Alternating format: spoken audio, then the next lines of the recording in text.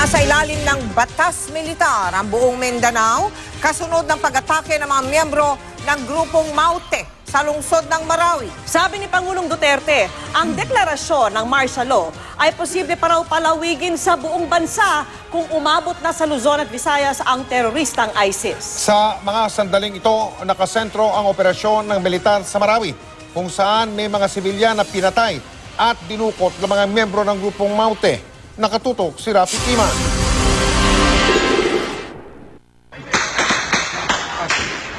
Mga kuha ito kahapon ng hapon sa Marawi City, kasagsagan ng bakbakan ng militar at pulisya laban sa mga miyembro umano ng grupong Maute. Napasugod sa Marawi ang mga tropa ng gobyerno matapos makatanggap ng tip tungkol sa mga armadong lalaki. Sa taya kahapon ng ilang taga Marawi, 15 ang lalaking sumalakay.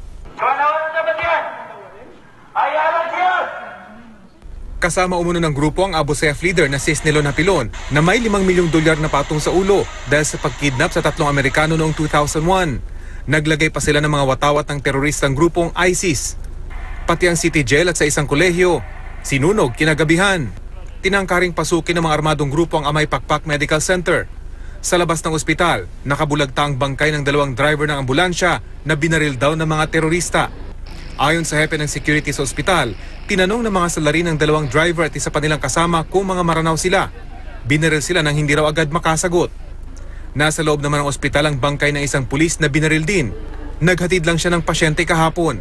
Ang mga pasyente nito, nagsilikas din kanina. Nilak namin yung room namin dun sa surgery ward, kaya dun na kami sa loob. Kaya yun, natakot kami ba? Mismong mga sundalo na rin daw ang nag-utos na lumikas na muna. Okay lang daw makauwi.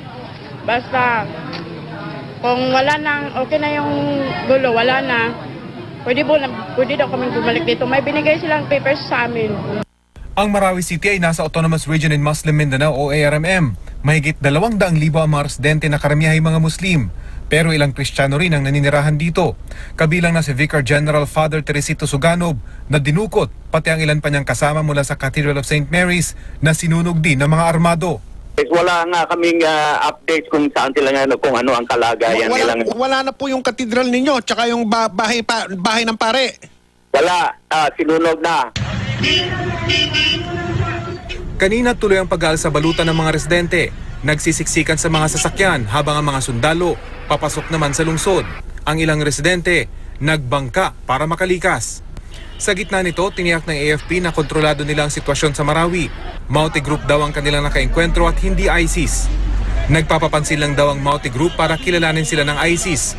Panawagan ng AFP sa publiko. We fervently urge our people to refrain from posting in social media information that would tend to exacerbate the situation, especially of photos and videos on the movements of our troops and on terrorist propaganda circulating through social media.